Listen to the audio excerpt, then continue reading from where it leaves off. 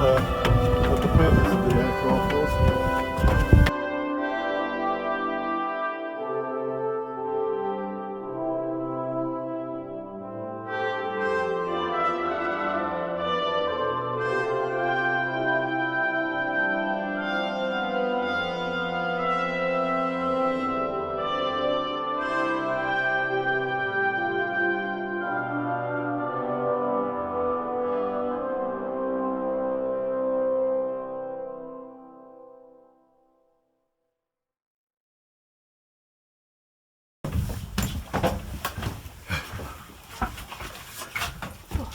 Okay, so VC-10 aircraft, originally with East African Airways.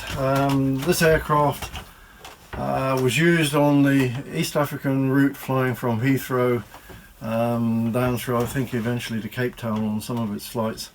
East African Airways went into receivership and the aircraft got repossessed along with the rest of their fleet and was sat on the ground back in the UK for, I believe, about 2 years before the government decided to make quite a good aircraft to use for air-to-air refueling, and subsequently the aircraft was reworked into the air-to-air refueling tanker that you see today. This particular aircraft served with the RAF and flew in here in 2013. At the end of its life, I had about 4 hours left on the airframe, somewhere in that region, and was donated to Classic Air Force at the time, and subsequently came into the hands of the Cornwall Aviation Heritage Centre. If you'd like to come down the back here, I can show you a little bit more about it. The seating here, incidentally, you may notice is the wrong way round, in that they all face backwards, which was the safety requirement from the RAF. The thinking there was that, and it still is in fact, that if you're facing towards the rear of the aircraft, you're more likely to survive in the event of an accident.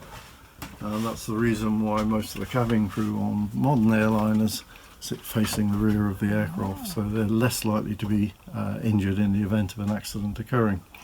So some of the seating was left here primarily in order to take reserve flying crews around with them on long missions, and also sometimes ground crews. At the back end of the aircraft here was originally a freight area and also passengers, so it was a combined passenger and freight aircraft. And the freight door you'll just see as the yellow area on the far side here, which was conveniently placed when they did the conversion here, because they could bring the tank straight in through there without having to disrupt the airframe too much. In terms of decision to use this as a tanker, it was an ideal one because the aircraft had been designed and powered for takeoffs and landings at high altitude, high temperature airfields, and had a lot of power, which was required for hauling this lot around. The total capacity of these 5 tanks, plus the tanks in the wings, plus the tank in the fin and the centre fuselage tank, around about 84 tonnes of fuel. In that condition, fully loaded, the aircraft wouldn't take off. So you would see on the nose of the aircraft is actually a refuelling probe. So this one could be refueled in flight from another aircraft. Fuel could be transferred by the flight engineer between any of these tanks and would in fact fly on any of the fuel that's available on board. Come down this way, you'll see escape hatches from here. In its sort of civilian days, it would probably have had a nice inflatable slide out there, but in its RAF days it was fitted with escape ropes, so you throw those out there and then slide down. And then coming back up this end towards the rear of the aircraft, the representation here of the fuel tanks on board. We've got a big one in the thing. Both of the wings are virtually all fuel tank area, with the exception of control surfaces, and then you've got the 5 tanks down the centre line, and all connected to the refuelling probe on the front. The flight engineer has control and can pump fuel between any of those tanks to keep the aircraft in trim. And under each wing you'll see there's a refueling pod, and there's one under the centre line of the aircraft as well, under the centre fuselage. Refueling pods contain a hose reel, a drogue on the back end and a valve mechanism, and a turbine pump on the front, taking low pressure fuel from the tanks and then pressurising it down the main hose. And that again is under control of the flight engineer. There's a spare drogue here, which when it's in its wound in condition, when the hose is wound in, the drogue would be pulled in somewhat. As it's wound up, the airstream will get behind this and it stabilises the hose. And then there were little radioactive light sources which had been removed for safety reasons, which were located in the black pockets. And down at the back end of the aircraft, so we've got the hydraulics systems, some of the covers from the engines which have yet to be fitted. We did an engine refit at the end of last year, weather conditions and so on, and we're a bit busy now, but these will be fitted at some stage. And then here on the floor we've got the centerline drogue, which you can see here, which is very similar to the ones from under the wings, a little bit bigger, with a valve mechanism at the back here. Probe is driven into that by the aircraft being refueled, and it locks into place. There's a spring mechanism in there which actually holds it in place. So where would it have gone out from here? Does it sort of come out? Sort of under the floor here, there's a reel like which you can see from the outside. Yeah. So the hose runs down here. It's around about, I think, 85 feet long, somewhere around there, and it is heavy. Pretty hefty. And that goes onto a level wind drum that's underneath the fuselage. Leg in there.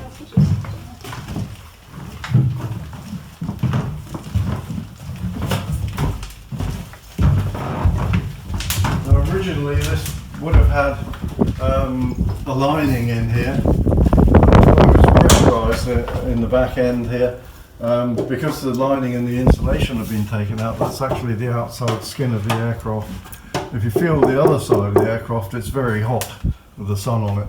At altitude, if you've got a temperature, say -50, if you were flying at about 30,000 feet, the inside in here would be about -30, somewhere in that region. So very cold. Quite frequently would have frost over the tanks as well.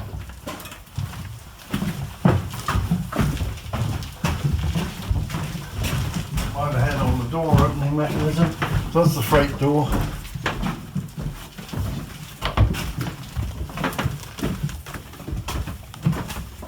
We go through to the cockpit area. We'd like to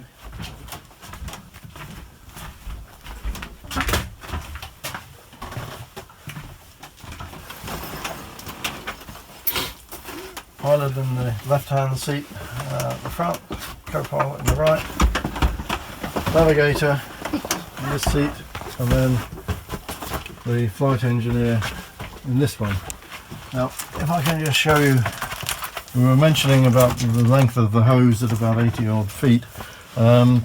Here's a photograph that's taken from the front of this aircraft out through this window here, showing just approaching the refueling drogue from the centre line. Yeah. So because this aircraft couldn't take off with its 80 odd tons of fuel on board, it would refuel at the start of a long mission and just top it up once it was airborne.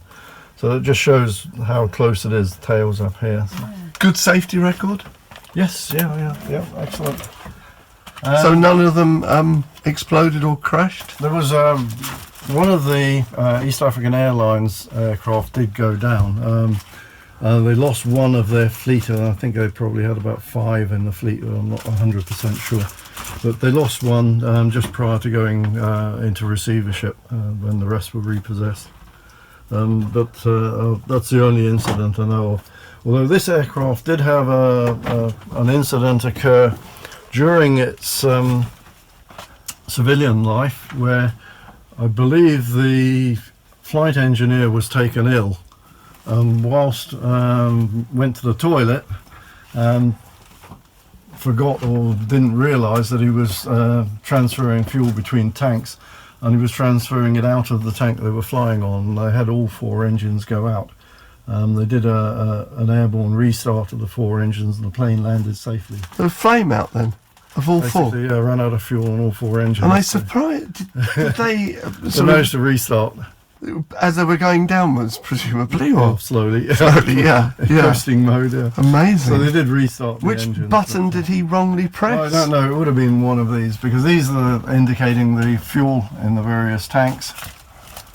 And the valves are controlled with these switches. Oh, and right. The flow goes in the directions of the arrow. I thought it might be one of these and they painted it red. Don't touch it. No.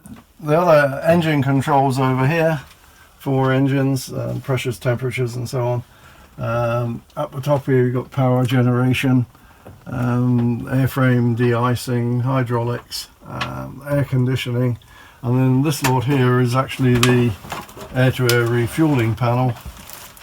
There's a television monitor here which is linked to a steerable camera underneath the fuselage of the aircraft, and the flight engineer can see what's happening behind on that.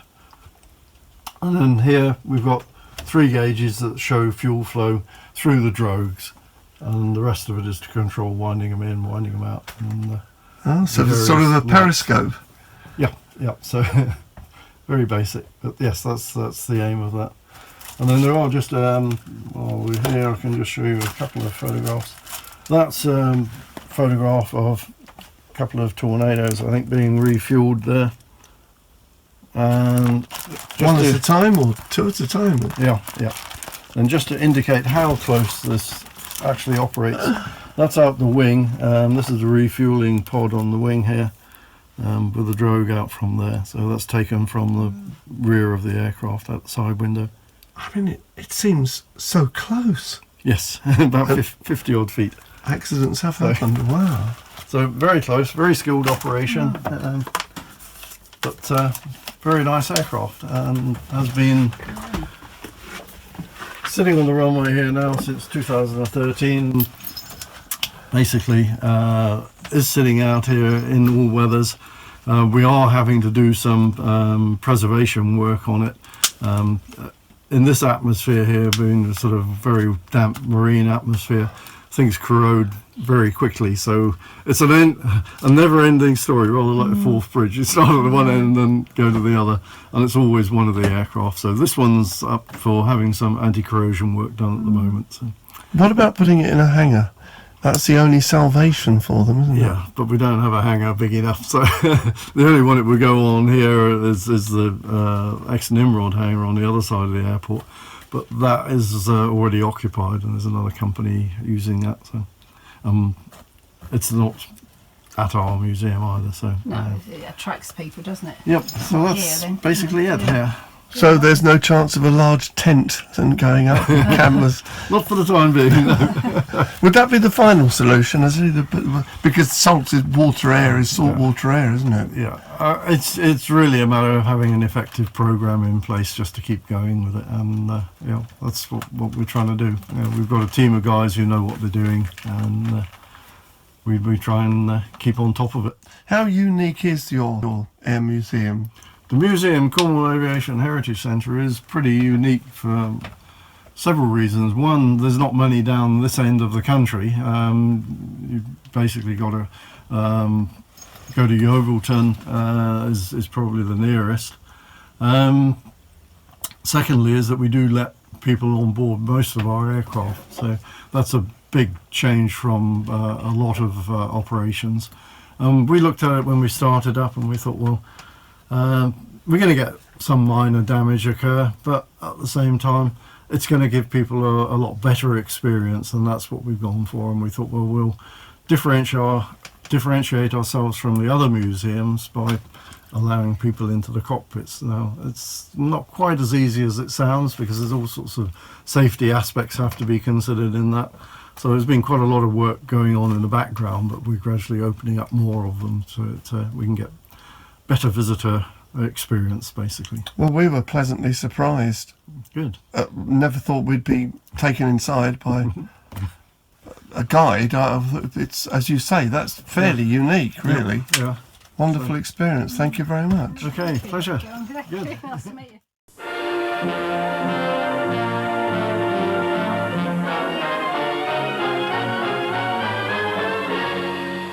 There's been more than usual excitement at Queen's Building, London Airport. It's a romantic place at any time. Holiday atmosphere, business journeys, never a dull moment. This year, there's a new interest, the VC-10, BOAC's outstanding contribution to the second generation of jet airliners. 4 Rolls-Royce Conway engines are rear-mounted. The right place, according to modern practice, for many reasons. Result, every seat in front of the engines. Every passenger away from all noise. Up to 120 passengers enjoy comfort of a kind unknown in previous airliners. Preparing to say goodbye to London Airport were some travellers who, in their own way, were making history by being on the VC-10's maiden commercial flight to Johannesburg.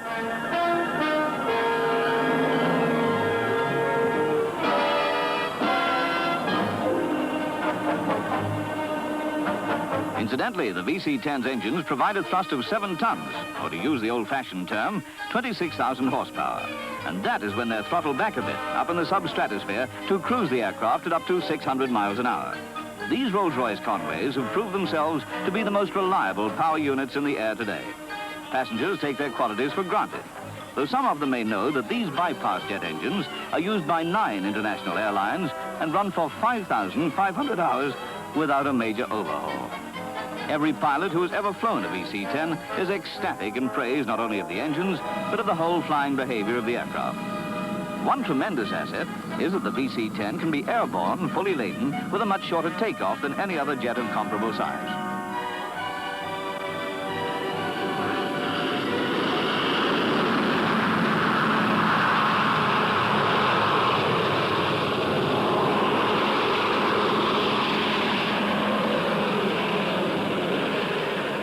Just as the passengers enjoy top standard comfort, so do the pilots on their spacious flight deck.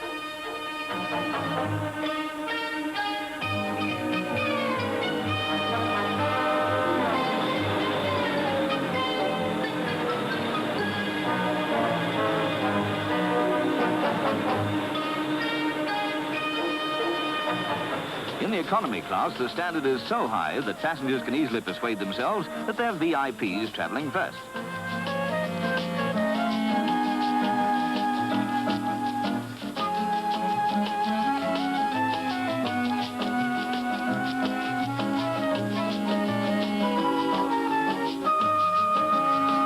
CAHC have always known that on long flights it's impossible to overstress the importance of comfort. To match the superb aircraft, BOAC spent 2 years of research in developing the finest seats to be found in the air.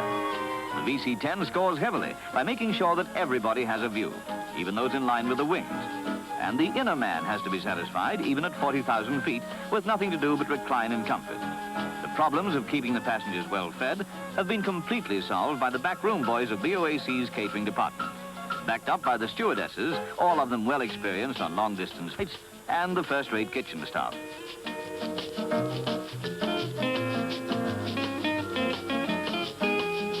All this comfort nonchalantly enjoyed nearly 8 miles above the earth. This is really living in the second half of the 20th century.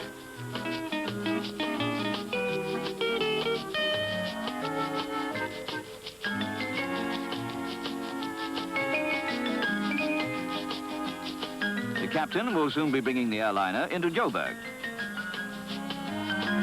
He flies low here over the Vaal Dam, from which that great city derives its water.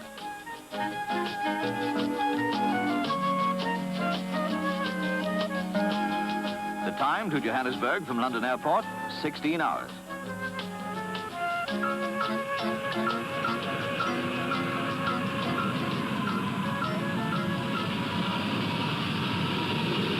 Between this great capital of the Rand and London, BOAC handles a large and always growing traffic. Well over 1 million people thrive in this prosperous city. But the VC-10 was off again, turning northwards. It's a small world indeed to the crews of jet airliners. The destination now was northern Rhodesia, passing on the way the world's biggest gold mines, unknown 80 years ago, now of the highest importance in world commerce.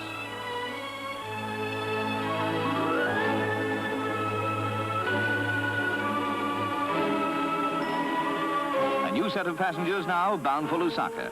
To see a VC-10 at 40,000 feet is to realize how beautiful are her lines. Beauty that comes naturally from the compulsions of aerodynamics and near-sonic speed. And it's not skin-deep beauty, for this airliner is the most strongly constructed in the world.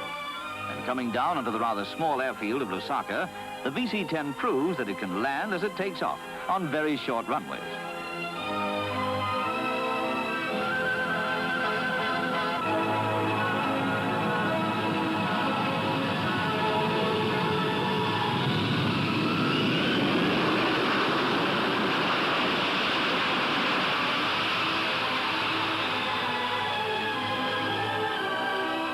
Lusaka, capital of northern Rhodesia, abounds in contrasts. This is a country whose great copper industry and general mineral wealth bring the new and old Africa together. The